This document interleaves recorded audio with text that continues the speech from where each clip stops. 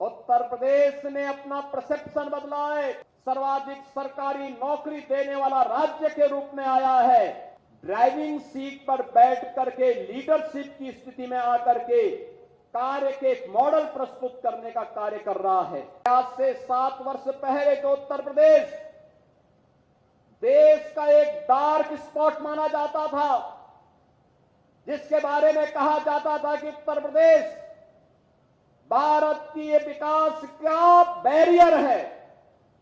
आज वही Uttar Pradesh dark spot नहीं, बल्कि भारत के विकास का एक ब्राइट स्पॉट के रूप में अग्रसर होकर के भारत के विकास का ग्रोथ इंजन बनने की तैयारी के साथ अपने आप को खड़ा किया है।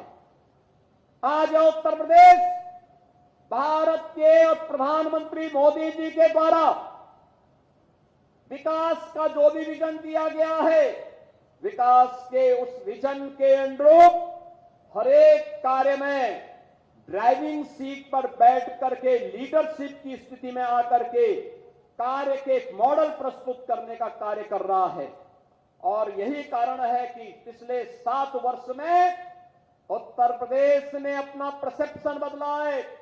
जिस प्रदेश में पहले दंगे होते थे, अराजकता फैलती थी, गुंडागिर्दी होती थी, अव्यवस्था फैलती थी, माफिया हावी थे, बेटी और व्यापारी सुरक्षित नहीं था, आज वही उत्तर प्रदेश निवेश का ड्रीम डेस्टिनेशन के रूप में उभरा है।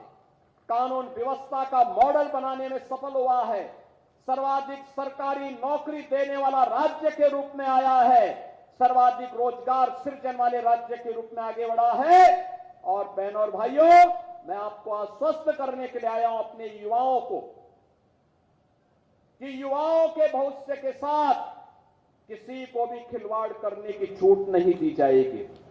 वह समय गया जब नौकरी निकलती थी और चाचा और भतीजा वसूली के लिए निकल पड़ते थे, उनका गैंग वसूली के लिए निकल पड़ता था।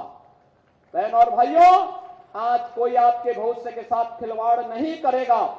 अगर कोई करने का दुस्साहस करेगा तो आप मान करके चलिए कि उसकी पूरी संपत्ति को जब्त करवा करके उसको गरीबों में वितरण करने का काम करवा देंगे।